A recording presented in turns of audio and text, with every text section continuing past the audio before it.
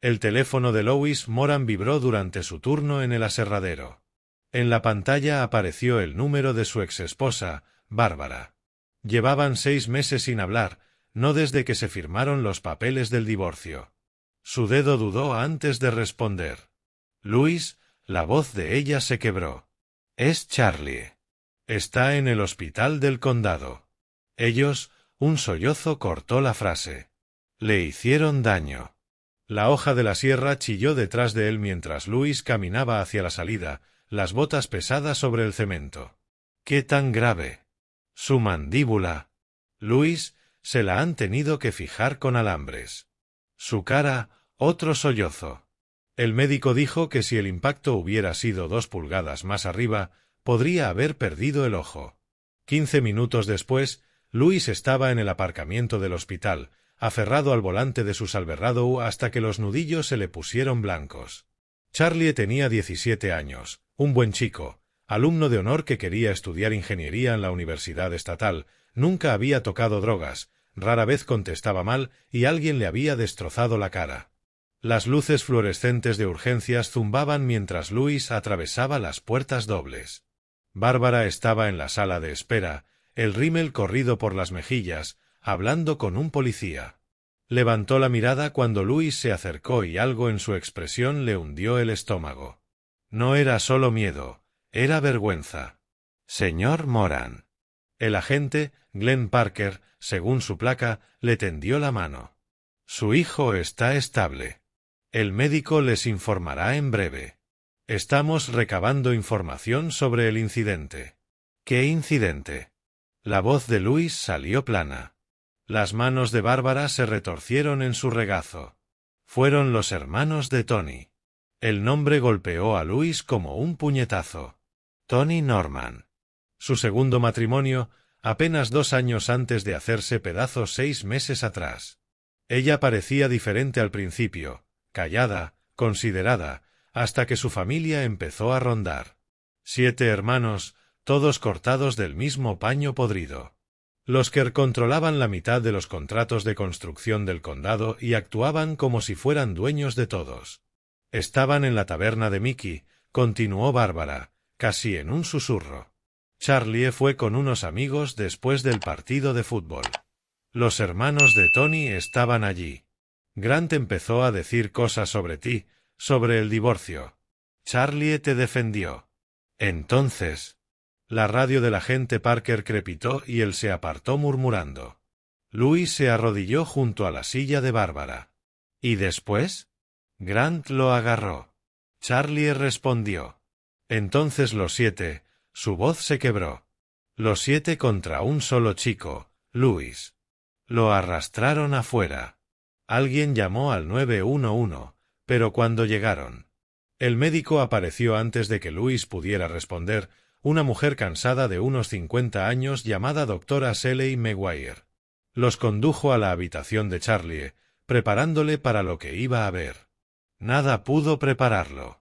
La cara de Charlie parecía una máscara grotesca, la hinchazón deformándole los rasgos, convirtiendo su ojo derecho en una rendija púrpura. Metales sobresalían de su mandíbula donde los cirujanos habían fijado los fragmentos de hueso. Moretones descendían por su cuello, desapareciendo bajo la bata. Su mano izquierda estaba envuelta en gasas, dedos rotos. La visión de Louis se estrechó. Había visto cosas peores en sus 2 misiones en Afganistán, cuando era francotirador explorador en el cuerpo de marines. Había visto lo que los seres humanos podían hacerse entre sí. Pero este era Charlie, su hijo, el niño que se dormía sobre su pecho viendo partidos de béisbol, el adolescente que lo llamaba cada domingo solo para hablar de nada. El ojo bueno de Charlie se abrió, nublado por la morfina pero consciente. Intentó hablar, pero el cableado redujo todo a un gemido ahogado. No hables, dijo Louis, acercando una silla. Estoy aquí. Estás a salvo. Pero Charlie no estaba a salvo. Ninguno lo estaba. No mientras los Kerr siguieran libres. Louis miró el rostro arruinado de su hijo y sintió que algo frío le ocupaba el pecho.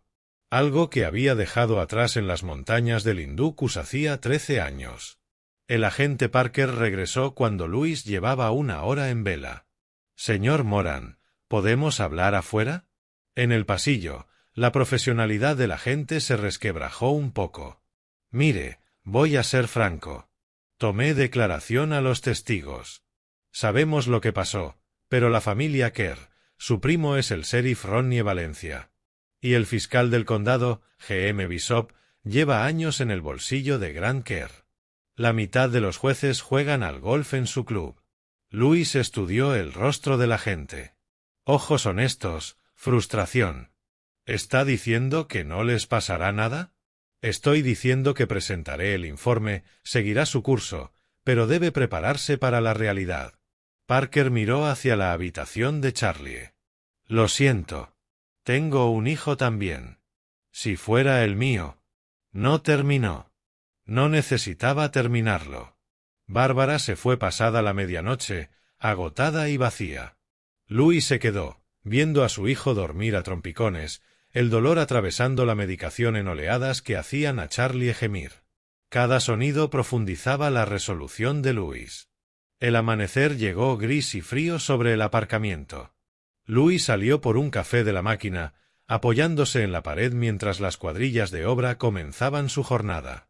Un logo familiar llamó su atención en un camión que pasó. Construcciones Hermanos Kerr, la empresa del hermano mayor, Grant, desde un gran complejo en la Ruta 47. Louis sacó el teléfono e hizo una llamada. La voz que respondió estaba áspera de sueño. «Chris, soy Louis Moran». «Jesús, Louis, son las 6 de la mañana. Necesito información sobre los hermanos Kerr. Toda. Registros comerciales, propiedades, socios conocidos, y la necesito hoy».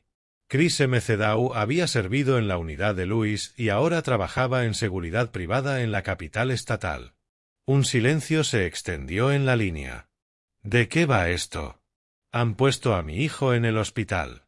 Le han destrozado la mandíbula». Otro silencio. «Te llamo en 2 horas». Charlie salió del hospital 3 días después con analgésicos, antibióticos, dieta líquida y una cita con un cirujano oral en 2 semanas.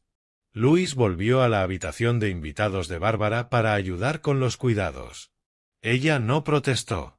Lo que quedaba de rencor se había evaporado ante las lesiones de Charlie. Tony llamó el 4.º día. Louis miró la pantalla sonar antes de contestar. «Louis, me he enterado de lo de Charlie. Lo siento muchísimo». «Ah, ¿sí?» Su voz no tuvo inflexión. «Mis hermanos a veces pierden el control. Hablé con Grant. Dice que fue un malentendido. Un malentendido que llevó a mi hijo a cirugía reconstructiva. Lo sé, pero ir a la policía no ayudará. ¿Sabes cómo funciona aquí? Grant dijo que si dejas esto, se harán cargo de las facturas médicas». Louis rió, sin humor. «¡Qué generoso! Por favor, Louis. Por el bien de Charlie. Son mi familia. Charlie también. Es mi familia». La voz de Tony se endureció. «No hagas algo estúpido.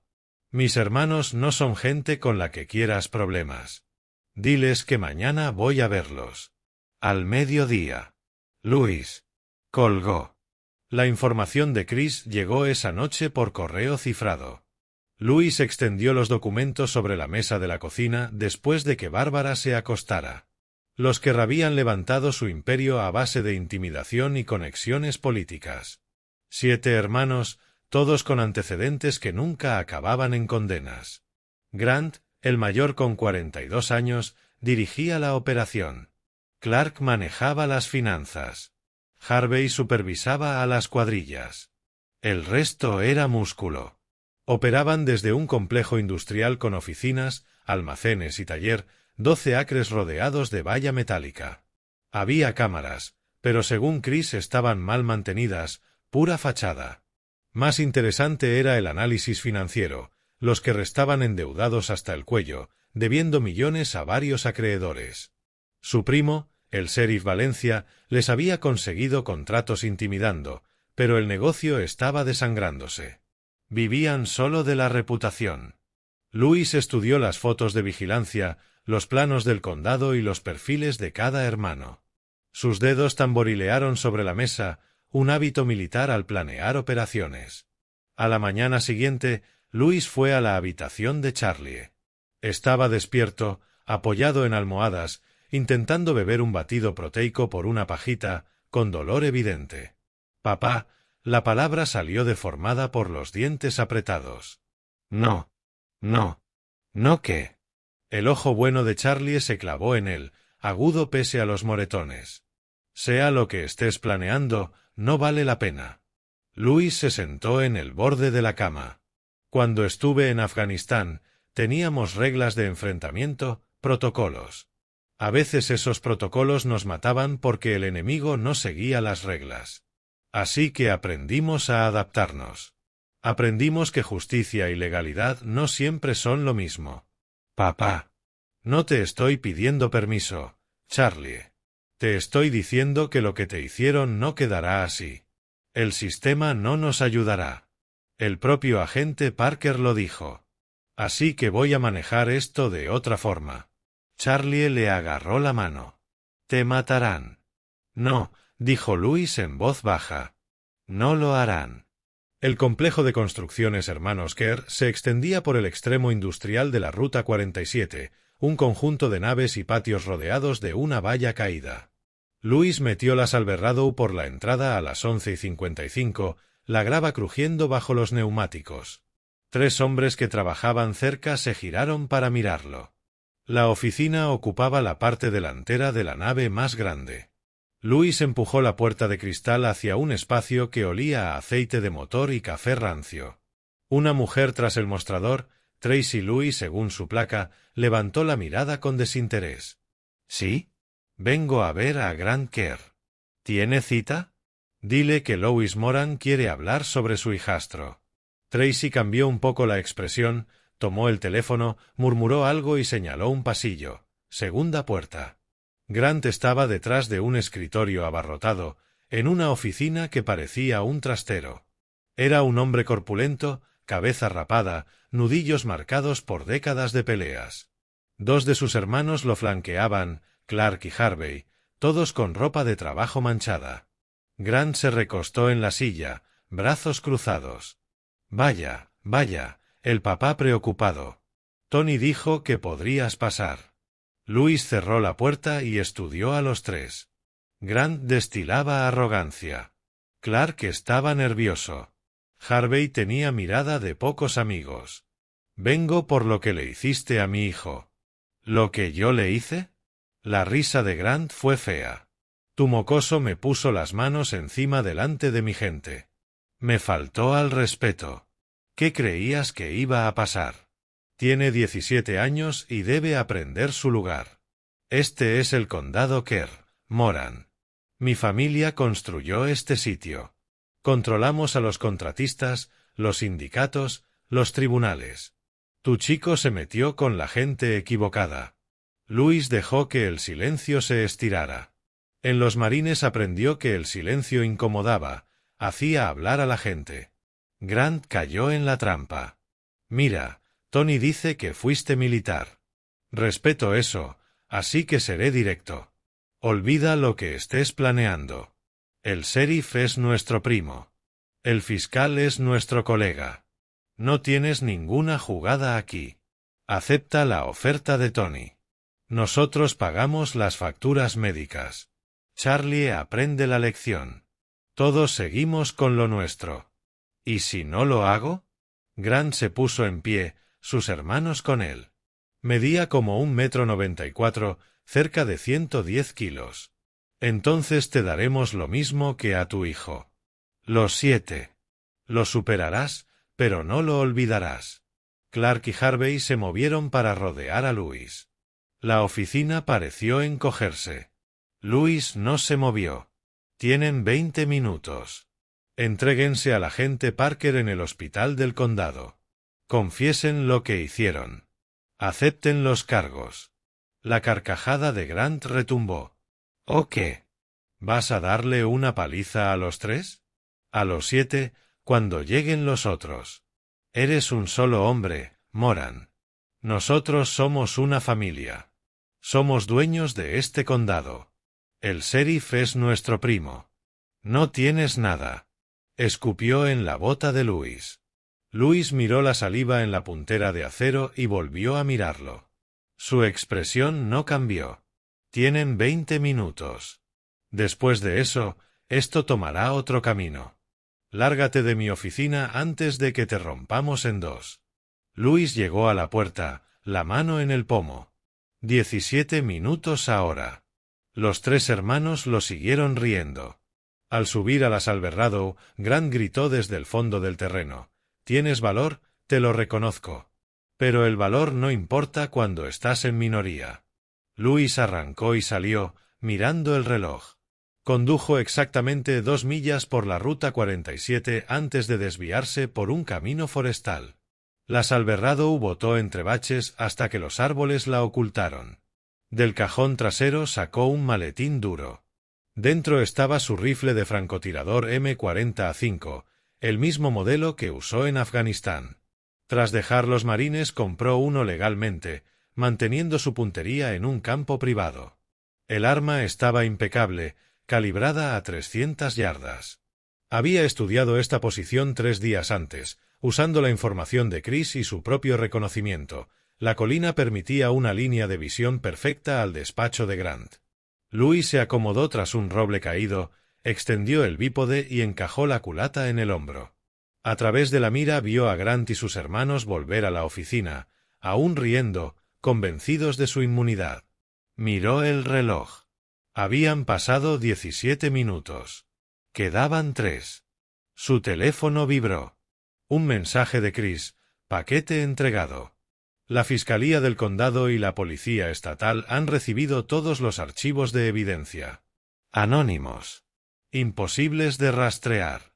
Luis llevaba 3 días levantando un caso que las autoridades locales se negaron a perseguir. Declaraciones que Chris obtuvo por su cuenta. Historial médico. Vídeos de la taberna de Mickey que misteriosamente no aparecieron en el informe del agente Parker. Registros financieros mostrando el patrón de intimidación de los Kerr. Casos que nunca llegaron a juicio por amenazas a testigos. Pero la evidencia sola no detendría a hombres como Grant. Luis lo había aprendido en sus misiones. A veces hacía falta otro enfoque. Los 20 minutos expiraron. A través de la mira vio a Grant en su escritorio, con los pies arriba, hablando por teléfono, seguramente con el sheriff Valencia, riéndose de la confrontación. El dedo de Luis descansó en el guardamonte, aún sin decidir. Un punto láser rojo apareció en la frente de Grant, visible desde la ventana. Luis no iba a disparar. El láser venía de un designador que había colocado antes, activado por control remoto. Pero Grant no lo sabía. El mayor de los Kerr se quedó helado. El teléfono cayó de su mano. Luis ya estaba marcando. La línea del despacho sonó a través de la mira. Vio a Grant mirar el punto y estirar la mano para responder. Sí, se te acabó el tiempo, Grant. Ese es un designador láser apuntando a tu frente. Puedo marcar a cualquiera de ustedes desde 800 yardas. Veo a tu hermano Clark por la bahía del almacén. Harvey está afuera, junto al excavador. Tengo posiciones sobre los 7. La cara de Grant palideció. Estás faroleando. El punto se mueve cuando te mueves. Inténtalo. Grant se movió ligeramente y el punto lo siguió, centrado en su frente. ¿Qué quieres? Lo que ya dije. Entréguense. Los 7. Confiesen lo que hicieron a Charlie. Enfrenten los cargos. Eso no va a pasar. Entonces empiezo a hacer llamadas. La primera a sus acreedores. Tengo pruebas de que han falsificado facturas de contratistas y aumentado costos en proyectos del condado. Tu primo el sheriff no puede protegerte de cargos federales por fraude. A través de la mira, Luis vio a Clark entrar en la oficina y quedarse helado al ver el punto. La segunda llamada, continuó Luis, va a la Junta Laboral Estatal. Tengo evidencia de violaciones de seguridad que cerrarían todos sus proyectos. La tercera es a Hacienda. Llevan años embolsándose dinero en negro. No puedes probar nada. Chris envió los archivos de evidencia hace 2 horas al fiscal del condado y a la policía estatal. Anónimos pero detallados. Ya los están revisando. Tu primo Valencia no puede enterrar esto. Hay demasiadas copias. La voz de Grant se volvió desesperada. ¿Qué es esto? ¿Qué quieres? Quiero que entiendas algo. Tú creías que este condado te pertenecía, que tus conexiones te hacían intocable. Te equivocabas. Te doy una oportunidad de hacer lo correcto. Entréguense. Confiesen. Enfrenten un juicio. ¿Y si no? El punto láser bajó de su frente al pecho, directamente sobre el corazón. Entonces empiezo a cazar. No hoy. No mañana. Pero tengo paciencia, Grant. Pasé 18 meses en Afganistán esperando objetivos. Puedo esperar lo que haga falta. Cada vez que salgas de tu casa, cada vez que estés solo, te preguntarás si hoy es el día. Si esa sombra soy yo. Si ese coche detrás te lleva a mí. Louis dejó que eso calara, viendo cómo se derrumbaba la expresión de Grant. O peor, quizá vaya tras lo que amas, tu negocio, tu reputación, tu familia. Ya he empezado. Esos archivos destruirán todo lo que has construido. Los federales les revisarán hasta el alma. Sus contratos desaparecerán. Tu protección política se evaporará cuando aumente la presión. Hijo de... Pusiste a mi hijo de 17 años en el hospital. Le destrozaste la mandíbula. 7 de ustedes contra un solo chico. ¿Pensaron que no habría consecuencias? ¿Creyeron que yo simplemente me alejaría? A través de la mira, Louis vio a Harvey irrumpir en la oficina, gesticulando frenéticamente. Los otros hermanos seguramente se estaban reuniendo, dándose cuenta de que algo iba muy mal. Voy a colgar ahora, dijo Louis. Tienen hasta las 5 de la tarde para entregarse en la comisaría del sheriff. Los 7 hermanos. Si no lo hacen, esos archivos pasan de la policía estatal al FBI. Y yo empiezo la caza. Ustedes eligen. Colgó y apagó de forma remota el designador láser. Por la mira, observó cómo el caos estallaba en la oficina mientras los hermanos entraban a borbotones, todos hablando a la vez. Grant estaba al teléfono, probablemente llamando a Valencia. Louis guardó el rifle con la eficiencia de siempre. Ya había dejado claro su mensaje. Ahora tocaba esperar. De vuelta en casa de Bárbara, Charlie estaba sentado en el salón intentando comer sopa. Levantó la mirada cuando Louis entró, preguntas en los ojos. Ya está hecho, dijo Louis. ¿Qué está hecho? Les di una elección. Entregarse o afrontar las consecuencias. Bárbara salió de la cocina, secándose las manos en un paño. Louis, ¿qué hiciste? Él le explicó lo de los paquetes de pruebas, la investigación de Chris, la confrontación. Omitió la parte del designador láser y las amenazas implícitas. Algunos detalles no hacía falta compartirlos. ¿Crees que de verdad se entregarán? Preguntó Bárbara. Si son listos, lo harán. La evidencia por sí sola los destruirá. Pero hombres como Grant Kerr no están acostumbrados a las consecuencias. Probablemente intenten pelear.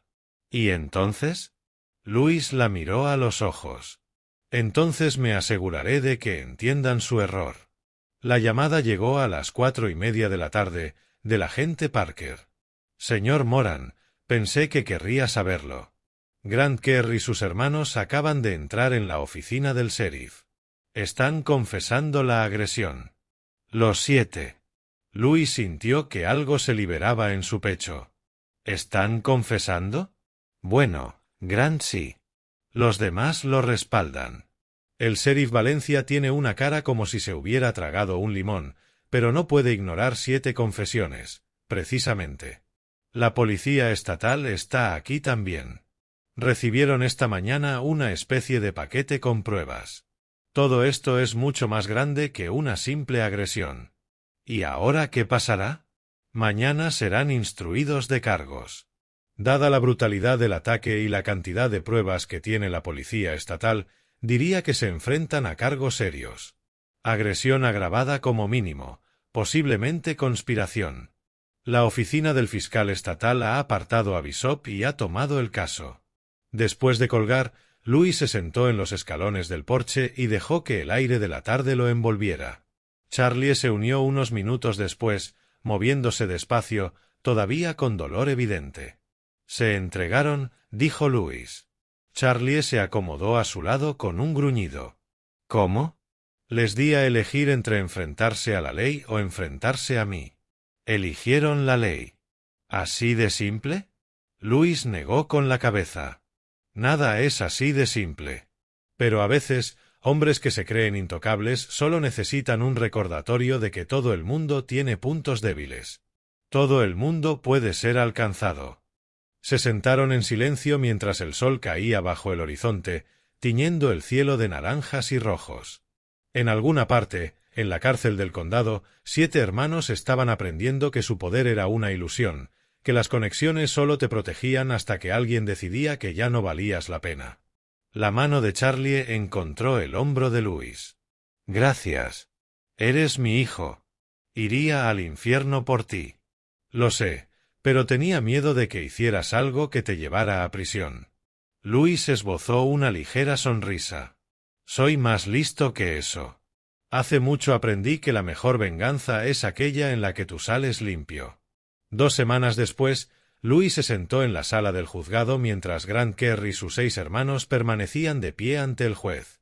La fiscal estatal, una mujer aguda llamada Lana Elder, enviada desde la capital solo para este caso, expuso los cargos con precisión quirúrgica: agresión agravada, conspiración para cometer agresión, intimidación de testigos, y basándonos en las pruebas entregadas a nuestra oficina, también acusamos a los acusados de fraude, malversación de fondos del condado y asociación ilícita. El sheriff Valencia estaba en la última fila, el rostro amoratado de rabia contenida, pero ya no podía hacer nada. El caso había salido de su jurisdicción en el momento en que intervino la policía estatal. Su primo y los Kerr estaban solos. El juez, traído de otro condado precisamente para evitar favoritismos locales, fijó la fianza en $1.000.000 por acusado. El abogado de los Kerr protestó entre balbuceos, pero la evidencia era abrumadora. Los registros financieros por sí solos mostraban un patrón criminal que llevaría años desenredar. Grant miró a través de la sala hasta encontrar a Louis. Por un momento sus miradas se cruzaron. Louis vio comprensión, el reconocimiento de que había sido superado por un hombre al que había subestimado. Grant había pensado que se enfrentaba a un padre preocupado. En realidad había activado a alguien con la paciencia, las habilidades y la inteligencia necesarias para desmantelar todo su imperio sin disparar un solo tiro. Louis se levantó y salió antes de que terminara la audiencia. Charlie lo esperaba en el pasillo, la mandíbula aún alambrada pero en proceso de curación. Le habían retirado algunos hierros la semana anterior. En un mes podría volver a comer sólido. ¿Cómo ha ido?, preguntó Charlie. Están acabados. La fiscal los está acusando de todo. Delitos financieros, asociación ilícita. Con suerte para ellos, podrán ver la libertad condicional en 10 años. Bien. Caminaron juntos hasta el aparcamiento. Bárbara había ofrecido a Louis quedarse de forma permanente en la habitación de invitados y ayudar con la recuperación de Charlie. El divorcio, de pronto, parecía menos definitivo, menos amargo. El trauma compartido les había recordado por qué funcionaron como pareja en primer lugar. «Papá», dijo Charlie, deteniéndose junto a la camioneta. «Lo que hiciste, las pruebas, la forma en que los hiciste confesar. ¿Cómo lo hiciste?». Louis se tomó un segundo antes de responder. «Fui francotirador en los Marines. Mi trabajo era paciencia, observación, conocer mejor al objetivo que él mismo, encontrar el punto de presión adecuado y apretarlo con precisión. Los asustaste. Les hice ver la realidad. Habían levantado su poder sobre intimidación y enchufes. Pero cuando aparece alguien a quien no le importa tu reputación y tiene las habilidades para devolverte el golpe, se derrumban. Los matones siempre lo hacen. Charlie asimiló eso.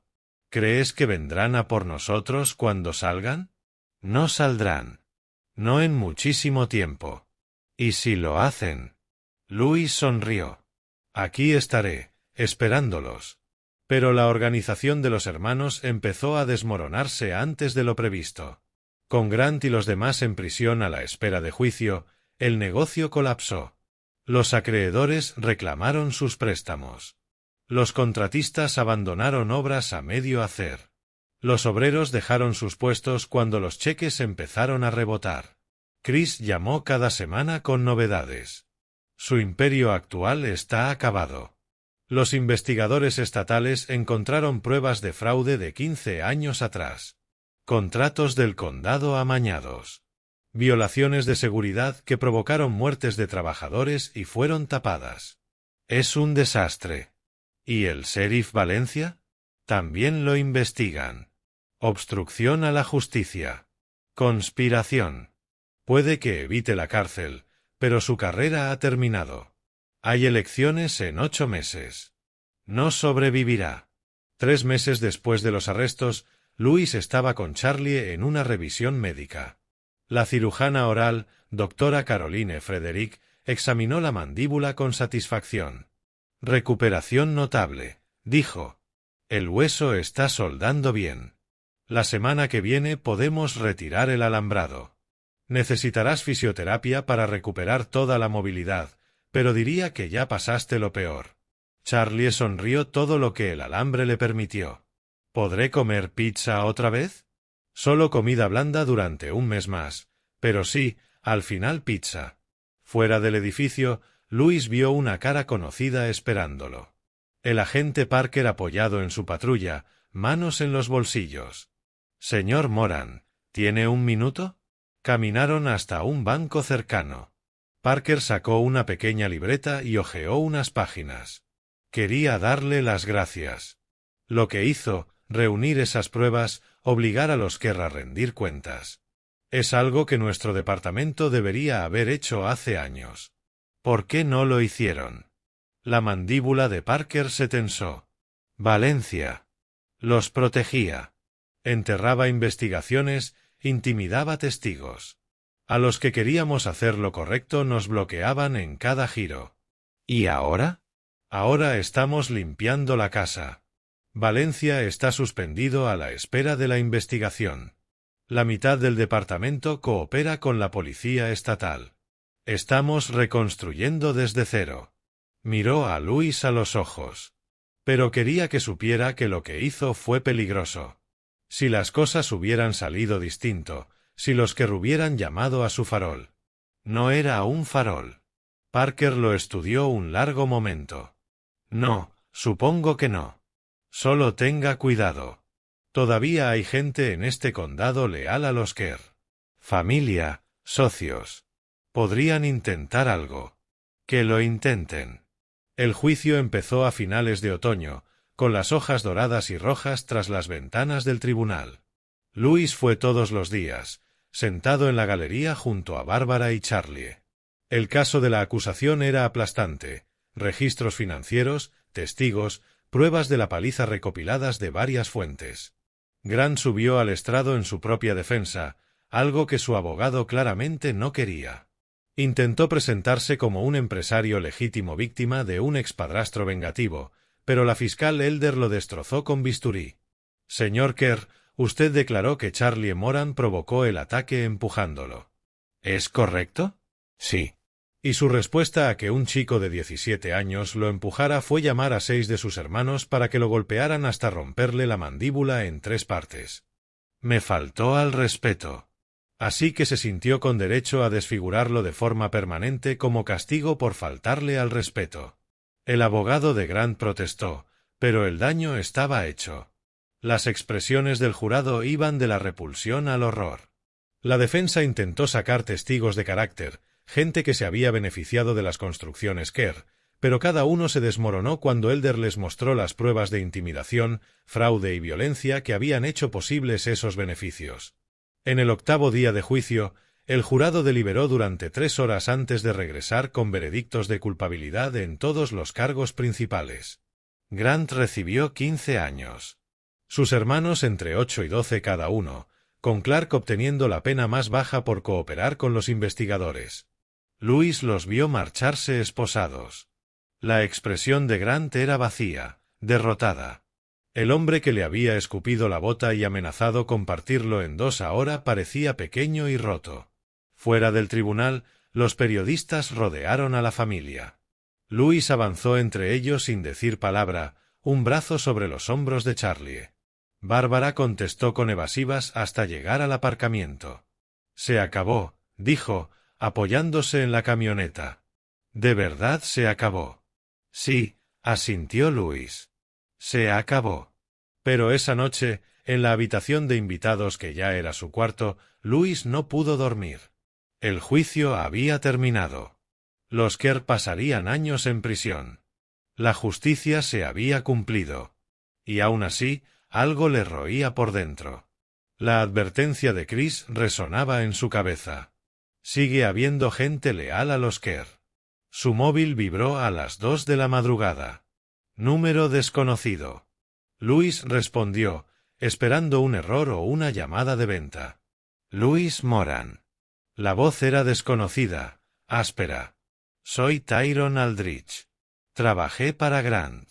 Tenemos que hablar sobre lo que hizo, sobre lo que viene. Hay gente que no está contenta con la caída de los Kerr. Gente que perdió dinero, poder.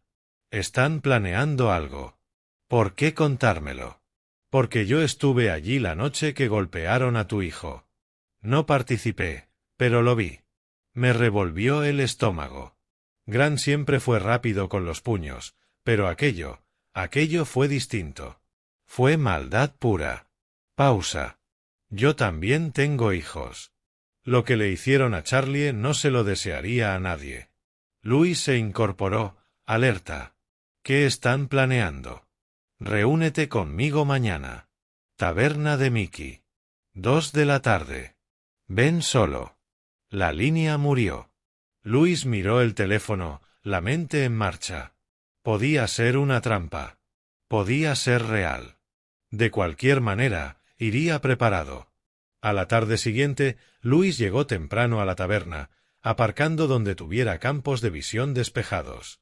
El bar estaba tranquilo, entre la hora de comer y la de los bebedores de tarde. Tyrone estaba en un reservado del fondo, un hombre nervioso de unos 40 años, pelo ralo y manos de mecánico. Louis se deslizó frente a él, cuerpo relajado, listo para cualquier cosa. «Habla». Tyrone empujó un sobremanila hacia él. Documentación, correos, mensajes. Hay un grupo de contratistas y cargos del condado que estaban en el negocio con los Kerr. Están rabiosos por perder la gallina de los huevos de oro. Planean desacreditarte, hacer ver que fabricaste pruebas, incluso ir contra tu familia. Louis abrió el sobre. Dentro había correos impresos hablando de acosar testigos, intimidar a los fiscales y señalar a Louis directamente. Nombres conocidos, peones de la política y la construcción del condado. ¿Por qué dármelo? Porque estoy cansado, dijo Tyrone sin más, cansado de tanta corrupción, cansado de ver a gente mala hacer daño y salir impune. Lo que hiciste, conseguir justicia para tu hijo, eso requirió agallas. Esta panda quiere destruirte por ello. Se levantó. También he enviado copias a la policía estatal, pero quería que supieras lo que se viene. Dejó dinero en la mesa y se marchó antes de que Louis pudiera responder. Esa noche, Louis llamó a Chris. Necesito otro favor. ¿De qué tipo? Del tipo que hace que algunas personas estén muy incómodas. Chris rió. Mi tipo favorito. En las 2 semanas siguientes, la conspiración contra Louis se desmoronó antes de tomar forma. La policía estatal, armada con las pruebas de Tyrone, registró oficinas y requisó documentos. 3 comisionados del condado dimitieron. Media docena de contratistas fueron imputados por fraude y conspiración. El sheriff Valencia, ya bajo investigación, fue arrestado cuando salió a la luz que planeaba plantar pruebas en la camioneta de Louis para incriminarlo por delitos de armas. El encarcelamiento de su primo lo había empujado a la desesperación. La mandíbula de Charlie curó por completo antes de Navidad. Le quitaron el alambrado, la fisioterapia devolvió la movilidad, y aunque quedó una cicatriz fina a lo largo de la quijada, la doctora Frederick aseguró que con el tiempo apenas se notaría. En Nochebuena, Louis, Bárbara y Charlie estaban alrededor del árbol en lo que volvía a ser su casa. Louis se había ido mudando poco a poco, y Bárbara nunca puso objeciones. Nunca hablaron de reconciliación formal, ni grandes declaraciones, pero la rutina diaria de cuidar de Charlie reconstruyó algo entre ellos.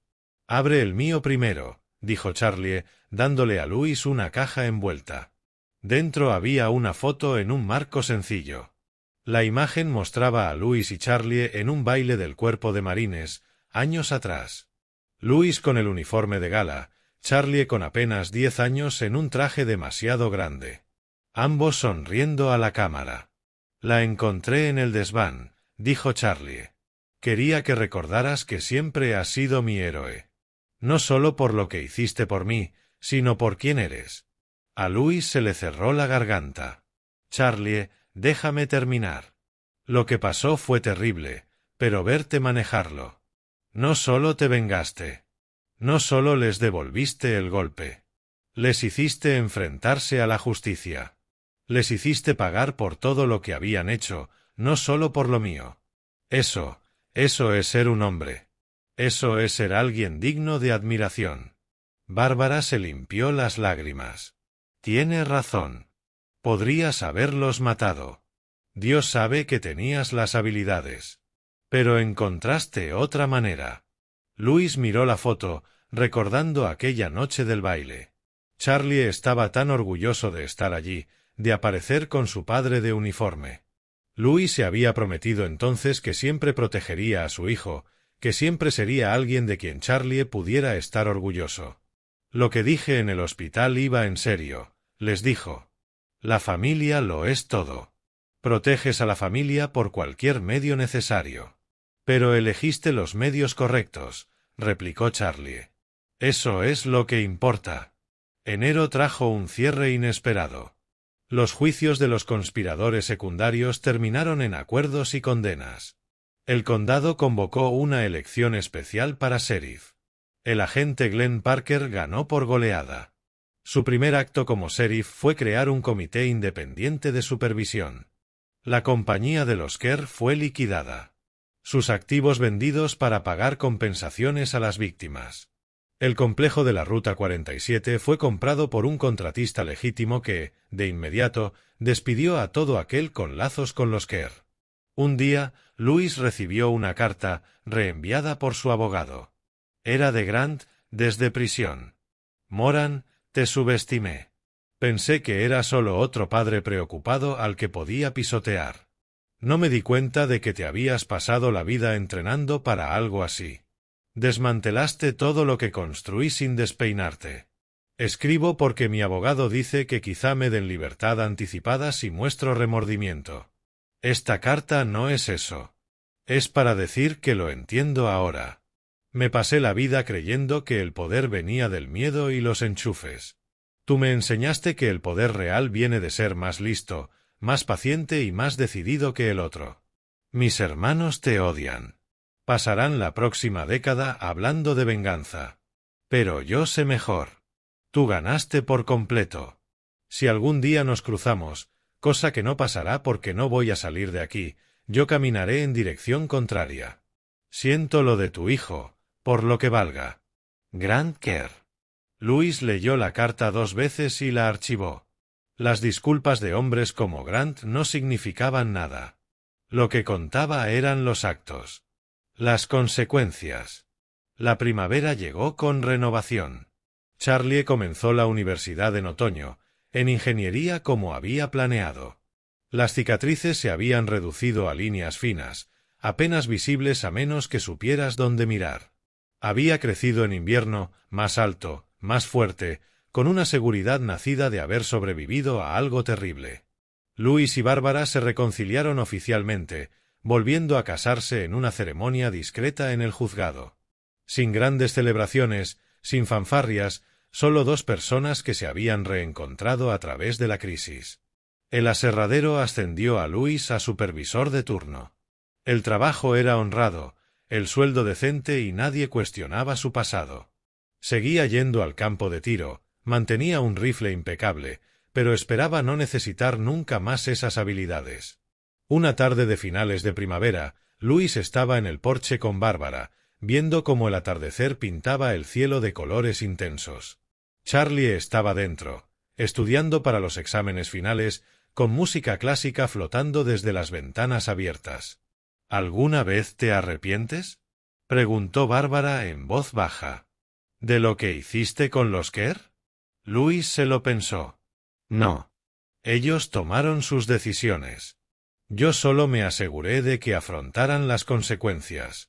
Podrías haberlos matado. Matarles habría sido fácil. Hacer que enfrentaran la justicia, destruir su imperio, verlos perder todo lo que valoraban. Eso fue más difícil, pero mucho más satisfactorio. La mano de Bárbara encontró la suya. Eres un buen hombre, Luis Moran. Soy un hombre que protege a su familia. Eso es lo único que importa. Se quedaron en un silencio cómodo mientras caía la noche y las estrellas empezaban a asomar una a una. En alguna prisión estatal, 7 hermanos cumplían condena. Su poder e influencia reducidos a nada. Sus víctimas podían dormir más tranquilas sabiendo que la justicia se había cumplido. Y en una casa modesta a las afueras del pueblo, una familia sanaba junta, más fuerte por todo lo que había superado. Luis había aprendido muchas cosas en sus 2 misiones en Afganistán: paciencia, precisión, el valor de conocer a tu enemigo. Pero la lección más importante vino al proteger a su hijo, que la verdadera fuerza no va de fuerza bruta ni de intimidación, sino de inteligencia, planificación y la voluntad de hacer lo necesario cuando el sistema falla. Los Kerr aprendieron esa lección demasiado tarde. Y Luis, mirando a su hijo a través de la ventana, brillante, fuerte y vivo, supo que había tomado las decisiones correctas. La justicia no siempre es legal, pero siempre es necesaria. Y a veces un solo hombre, con las habilidades adecuadas y la voluntad de usarlas, puede marcar toda la diferencia. Charlie salió de la casa con un libro bajo el brazo. «Papá, ¿me ayudas con este problema de ingeniería?» Luis se levantó, sonrió. «Siempre». Entraron juntos, dejando atrás la oscuridad del pasado para caminar hacia la luz de un futuro que habían luchado por proteger. Aquí es donde nuestra historia llega a su fin. Cuenta qué te ha parecido en los comentarios. Gracias por tu valioso tiempo. Si disfrutaste esta historia, asegúrate de suscribirte al canal. Eso me ayudaría muchísimo. Haz clic en el vídeo que ves en pantalla y nos vemos allí.